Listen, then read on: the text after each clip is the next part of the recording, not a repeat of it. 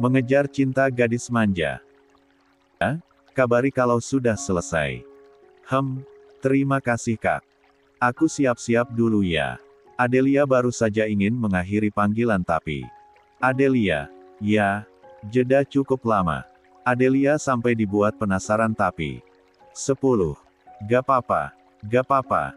Iya gak papa. Udah sana siap-siap. Lalu panggilan diakhiri Samudra. Adelia mengerutkan alis dalam. Aku pikir mau ngomong apa. Baiklah, sekarang mulai kemas-kemas.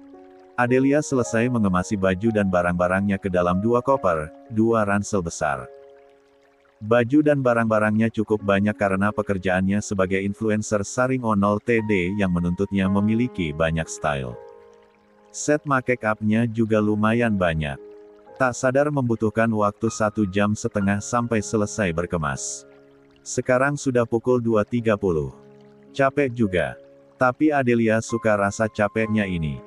Membuatnya sejenak melupakan sakit luka hatinya. Sekarang, saatnya berangkat. Tapi sebelum itu Adelia ingin menulis secarik surat untuk mereka. Adelia duduk di sofa, mengambil kertas putih, ballpoint dan mulai menulis. Selesai, Adelia meletakkan surat itu di meja.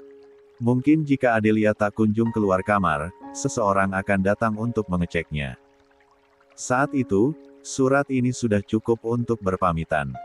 Satu-satunya alasanku bertahan di rumah ini adalah Bianti. Sekarang beliau sudah pergi, aku tidak punya alasan untuk tinggal di sini lagi. Kemudian, tanpa menoleh lagi, Adelia berdiri dan melangkah menuju pintu. Dengan susah payah Adelia berhasil menurunkan koper dan tas dari lantai 2 sampai ke pintu utama. Sebelum benar-benar pergi, Adelia menuju ke kamar mama dan papanya yang berada di lantai L. Tidak ada yang dia lakukan. Hanya berdiam diri di depan kamar mereka. Mungkin mereka masih bisa bertemu lagi setelah dia pergi. Lingkungan mereka tetap sama, jalanan yang dilewati juga tidak berubah. Tapi Adelia tahu, perasaan yang sudah retak tidak akan pernah bisa kembali utuh. Hubungan mereka tidak akan sama lagi. Jarak di antara mereka akan semakin besar. Adelia menelan ludah, dadanya terasa berat. Lalu, dengan suara nyaris berbisik, dia berkata, "Adelia pamit, Ma, Pa." Itu saja. Tekadnya sudah bulat dan tidak akan berubah. 11. Dengan langkah tegap, Adelia membawa koper dan tasnya meninggalkan rumah. Saat membuka gerbang, Samudra sudah menunggu di depan. Dia memakai topi dan masker wajah sesuai dengan permintaan Adelia. Di gerbang rumah ada CCTV, Adelia tidak ingin mereka mengenali wajah Samudra. Sini, Samudra membantu Adelia memasukkan koper dan tas ke dalam mobil. Ayo masuk. Samudra menahan kalimatnya ketika menyadari Adelia tidak langsung masuk ke mobil. Gadis itu masih berdiri di tempatnya, menatap ke arah rumah. Matanya terlihat kosong, tapi ada luka yang begitu dalam di sana. Tatapan seseorang yang seakan ingin tetap tinggal, tetapi keadaan tidak memberinya pilihan lain. Karena rumah ini sudah tidak bisa lagi menjadi tempat berlindung untuknya. Ayo berangkat, Kak. Kembali sekarang. Mendengar ada sesuatu yang tidak beres, Regina turun dari kasur dan menghampiri mereka. Ada apa? Tanya Regina. Adelia nggak ada, Ma. Nggak ada gimana? Setelah bangun tidur tadi, aku ke kamar Adelia, aku ingin mengajaknya sarapan bersama. Tapi dia nggak ada di kamarnya, Ma. Mungkin dia ngambek dan kabur dari rumah. Tapi nggak perlu panik. Ini bukan pertama kalinya Adelia kabur dari rumah kan. Besok atau lusa dia pasti pulang. Apanya yang aneh? Iya, Ma, aku tahu. Beberapa kali Adelia pernah kabur dari rumah, tapi kali ini beda. Barang-barang dan baju-bajunya nggak ada. Koper dan tas besarnya juga nggak ada. Regina mengerutkan alis dalam. Lalu surat itu. Regina mengikuti arah pandang Adrian yang menatap pada selembar kertas di tangan Darius. Regina mendekat dan membaca isi surat itu bersama suaminya.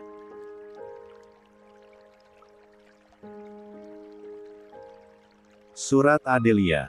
Saat kalian menemukan surat ini, aku sudah tidak ada di tempat. Jangan khawatir, aku nggak akan melakukan hal-hal aneh yang bisa merusak reputasi keluarga kalian, seperti menjual diri pada omom hidung belang, loncat dari jembatan, atau menabrakkan diri ke kereta api. Tapi ya, aku yakin kalian tetap nggak akan percaya. Kalian pasti akan menganggapku kabur karena terjerumus pergaulan bebas, kan? Baiklah, berpikirlah sesuka hati kalian. Penjelasanku pun tidak ada gunanya. 12. Tapi aku tetap ingin menulis surat ini untuk berpamitan.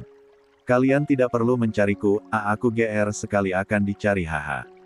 Ma, Pa, aku sudah berkali-kali memperingatkan kalian tentang delima, tentang wajah aslinya.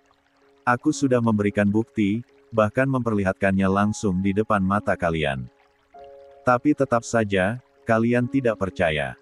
Aku sudah tidak tabu lagi harus bagaimana. Aku juga tidak bisa tinggal di rumah ini lagi. Rumah ini dulu adalah tempat ternyamanku untuk pulang, tapi sekarang, aku sudah kehilangan tempat yang nyaman dan aman itu. Rumah ini bukan lagi rumahku. Jangan khawatir. Aku akan baik-baik saja. Aku tidak akan mati dengan mudah meskipun tidur di jalanan. Karena aku adalah orang jahat. Seperti yang selalu kalian bilang, siapa yang berani menyakiti orang jahat sepertiku? Jadi, jangan khawatir. Sudah ya. Selamat tinggal semuanya. Jaga kesehatan kalian. Regina terpaku membaca surat itu. Ma, Liri Adrian. 13. Regina mengambil surat itu meremas-remasnya dan membuang ke segala arah. Mama, Adrian langsung mengambil gumpalan kertas itu, membuka dan merapikan lagi, tapi sudah terlanjur lecek. Anak itu mau bikin masalah apa lagi kali ini? Mau pergi dari rumah katanya. Enteng sekali mengambil keputusan.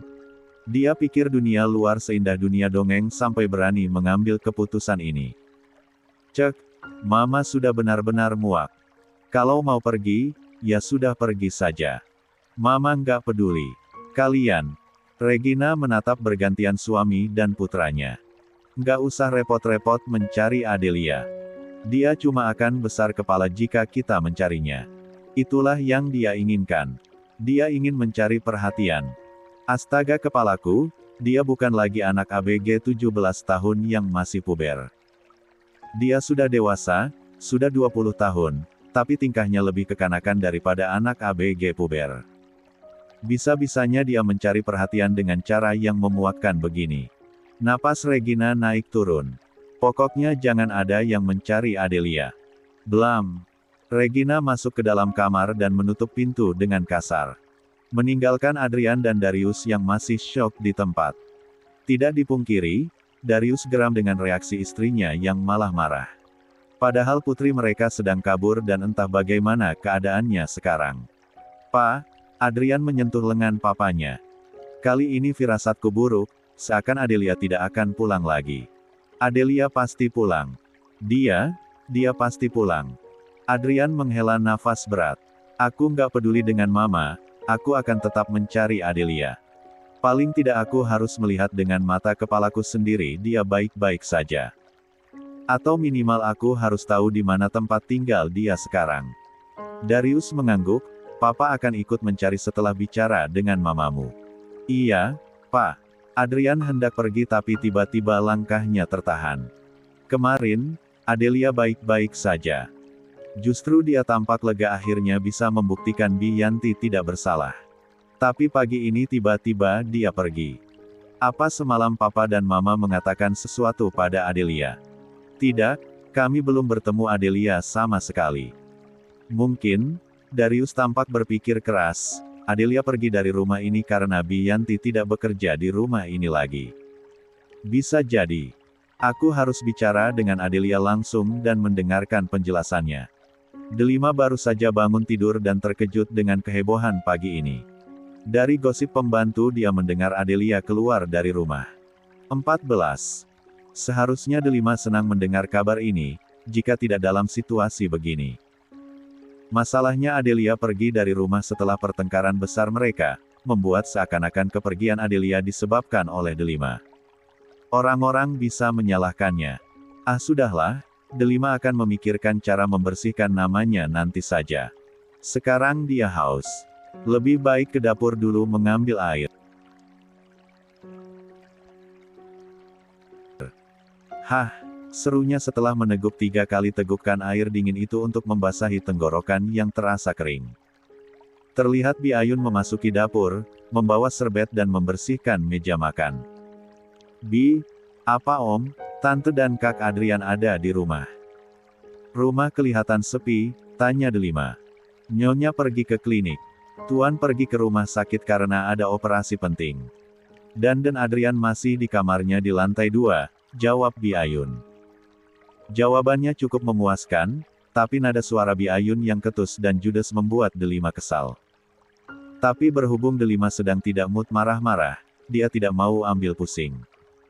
Sebelum pergi Om dan Tante sudah sarapan belum? Terus Kak Adrian sudah sarapan atau belum? Mereka semua belum sarapan. Om dan Tante sudah pergi jadi nggak usah buatkan sarapan untuk mereka. Kak Adrian ada di rumah. Jadi buatkan sarapan sekarang, nggak usah banyak-banyak, 2 porsi aja. Porsi untukku dan untuk Kak Adrian. Setelah memberikan perintah itu, Delima hendak pergi tapi suara Bi Ayun menahan langkahnya. Saya sudah tanya pada Den Adrian. Katanya Den Adrian nggak sarapan di rumah. Ya sudah kalau gitu siapkan sarapan untukku saja. Nasi goreng, telurnya dipisah. Delima melangkah pergi tapi lagi-lagi suara Bi Ayun menghentikan langkahnya. Tapi kali ini suara itu lebih mirip gerutuan. Cih, numpang aja belagu, sok nyuruh-nyuruh. Emang nggak punya kaki dan tangan buat masak sendiri. Meskipun pelan, Delima masih bisa mendengar sindiran itu dengan jelas. Atau mungkin Bi Ayun memang sengaja menyindirnya. Dasar pembantu kurang ajar. Kamu bilang apa tadi? Delima menghampiri Bi Ayun dan berdiri tepat di depannya. Nggak bilang apa-apa kok, Non. Aku tanya kamu bilang apa tadi? Nada suara Delima naik 1 oktav. Ditekan begitu lama-lama Bi Ayun jadi kesal. Saya bilang Non Delima numpang tapi belagu. Beraninya. Delima terkejut dengan keberanian Bi Ayun. Kemarin-kemarin pembantu satu ini lebih banyak diam dan menundukkan kepala. Kenapa tiba-tiba setelah Bi Mirna dan Bi Yanti dipecat dia jadi berani begini? Numpang katamu. Om dan Tante sudah menganggapku sebagai putri kandung mereka sendiri. Mereka memintaku menganggap rumah ini sebagai rumahku sendiri. Dan kamu meragukan perintah itu. Masih berani. 15. Menyebutku menumpang. Kan cuma dianggap, bukan beneran anak kandung. Delima ternganga mendengar itu. Aku nggak tahu dari mana kamu mendapat keberanian sebesar ini melawanku. Tapi meskipun aku cuma menumpang, statusku lebih tinggi daripada kamu yang hanya seorang pembantu. Aku bisa membuatmu dipecat. Non mau menjebak saya seperti Bi Yanti. Aduh takut. Jawaban Bi Ayun seketika membuat Delima semakin emosi. Non, jadi orang jangan jahat-jahat kenapa sih? Yang biasa-biasa aja gitu loh. Tuan dan Nyonya sudah berbaik hati bawa Non dari desa, diizinkan tinggal di rumah mewah ini, dikasih makan, disekolahkan, Bo ya sadar diri gitu. Nggak usah ngelunjak. Nggak usah sok-sokan mau jadi majikan. Nggak usah sok-sokan juga mau menggantikan Non Adelia menjadi putri tunggal di rumah ini. Non harus tahu sesayang-sayangnya Nyonya dan Tuan pada Non bukanlah darah daging mereka. Non tidak akan pernah bisa menggantikan Non Adelia di hati mereka. Selain itu ya Non, mau sekeras apapun Non Delima membuat Non Adelia dibenci orang-orang di sekitarnya, akan selalu ada orang-orang baik yang mendekati dan melindungi Non Adelia. Karena apa? Karena Non Adelia baik hati dan tulus. Tidak seperti Non Delima yang berhati busuk. Geram. Darah Delima seakan mendidih mendengar itu. Semakin lama dibiarkan omongan pembantu ini semakin menjadi-jadi dan semakin kasar. Delima salah mengira, bukan hanya Bi Yanti yang ada di sisi Adelia, tapi pembantu ini juga. Beraninya kamu. Delima mengayunkan tangan dan menamparkan keras pipi Bi Ayun. Tubuh Bi Ayun terhuyung-huyung ke samping tapi masih bisa menjaga keseimbangan. Namun ketika menyadari seseorang mendekat, tiba-tiba Bi Ayun menjatuhkan diri. Aduh, Bi Ayun.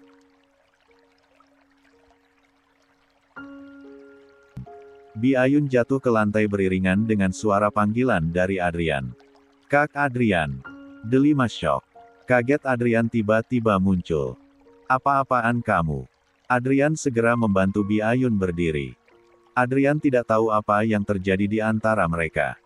Tapi dari kejauhan tadi dia melihat mereka berdebat dan tiba-tiba Delima menamparkan Bi Ayun. Ini untuk pertama kalinya Adrian melihat Delima menamparkan seseorang. Ternyata Delima bisa sekasar ini juga. Dan, aduh, Bi Ayun memegang pipinya sambil meringis kesakitan. Nggak usah pura-pura kamu. Sentak Delima. Siapa yang pura-pura? Pipi saya bekas tamparan non Delima memang sakit. Aduh sakit. Delima menganga tak percaya mendengar itu. Apa-apaan pembantu ini?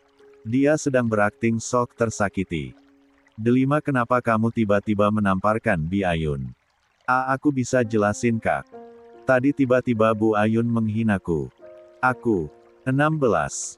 Saya yang salah, dan non Delima minta dibuatkan sarapan. Tapi saya bilang tunggu sebentar karena saya sedang membersihkan meja. Tapi non Delima tidak sabar dan menamparkan saya.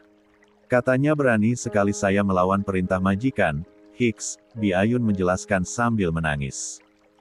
Aku nggak ngomong gitu. Jangan fitnah kamu. Kesal Delima. Saya hanya seorang pembantu mana mungkin saya berani memfitnah majikan. Delima mengepalkan tangan kuat. Rasanya ingin menamparkan sekali pembantu kurang ajar ini. Delima, kenapa kamu jadi sekasar ini? Kalau kamu lapar, kamu bisa memasak sendiri kan? Kak bukan begitu, aku. Ring. Tiba-tiba ponsel Adrian berdering. Adrian segera mengangkat telepon yang ternyata dari Darel. Aku pergi. Delima, kamu harus minta maaf pada Bi Ayun. Tegas Adrian dengan sorot mata tajam. Tapi, Kak, aku nggak salah. Pembantu ini memfitnahku. Kak Adrian tunggu, Kak. Dengerinnya penjelasanku dulu. Namun, Adrian tampak tergesa-gesa berlari meninggalkan ruang makan sambil menempelkan ponsel di telinga. Kak, Delima tidak mau membiarkan Adrian salah paham. Delima harus mengejarnya. Sebelum pergi, tak lupa Delima memberikan tatapan tajam pada Bi Ayun. Delima tak menyangka, ternyata ada yang lebih bahaya daripada Bi Yanti. Seharusnya orang pertama yang Delima usir dari rumah ini adalah Bi Ayun. Cek. Bi Jumi yang diam-diam mengintip dari balik pilar segera menghampiri Bi Ayun. Mantap.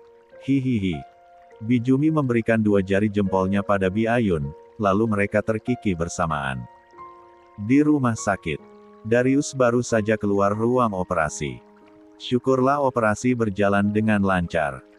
Darius ingin langsung meninggalkan rumah sakit dan mencari putrinya, tapi masih ada operasi penting lagi jam 13 nanti. Operasi pemasangan ring jantung yang hanya bisa dilakukan oleh beberapa dokter, salah satunya adalah dirinya. Sekarang, Darius berada di kantornya bersama dokter lain yang bernama Dr. Erwin. Di tengah-tengah obrolan mereka yang ringan, tiba-tiba ponsel Dr. Erwin berdering. Dr. Erwin segera mengangkat telepon dengan senyum yang lembut, dan suaranya pun mengalun hangat. Halo, sayang, sapanya pada sang putri. Papaan nonton kan nanti malam? Iya dong, Papa pasti nonton konsermu nanti malam. Udah janji loh. 17. Iya Papa janji. Papa pasti datang. Dr. Erwin mengobrol dan bercanda bersama putrinya cukup lama. Wajah lelahnya setelah operasi tadi, seketika berubah ceria. Darius yang sedang menikmati cup berisi kopi mendengarkan semua obrolan ayah dan anak itu. Lah pernah berada di posisi itu. Adelia dulu sering meneleponnya seperti itu, memastikan ia datang ke acara sekolahnya, mengingatkannya tentang janji-janji kecil yang mungkin terlupakan di tengah kesibukan rumah sakit. Tetapi sekarang, telepon itu tidak pernah datang lagi.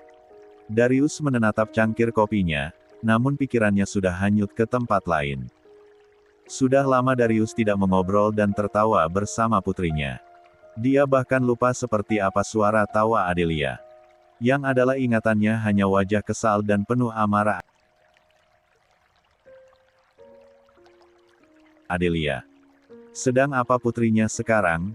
Apa dia baik-baik saja?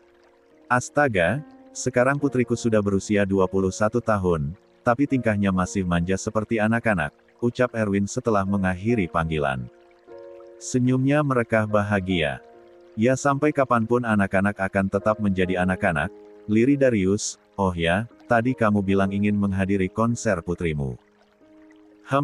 Dia ambil jurusan musik dan akan mengadakan konser bersama seniornya.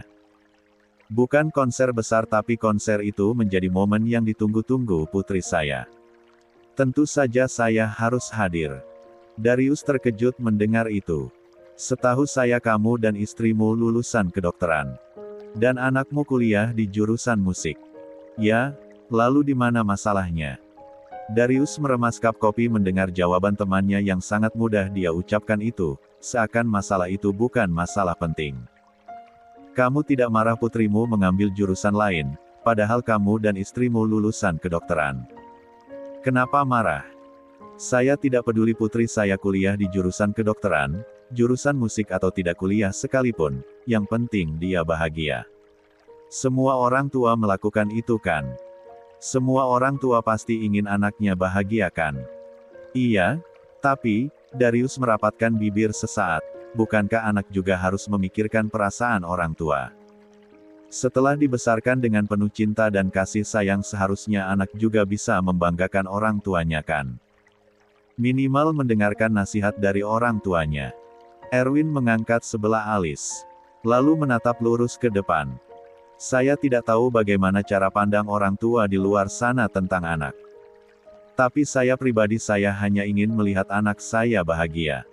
Tentu saja kita sebagai orang tua harus membimbing dan memberikan saran untuk karir dan masa depannya. Tapi pada akhirnya anak kita yang akan menjalaninya kan?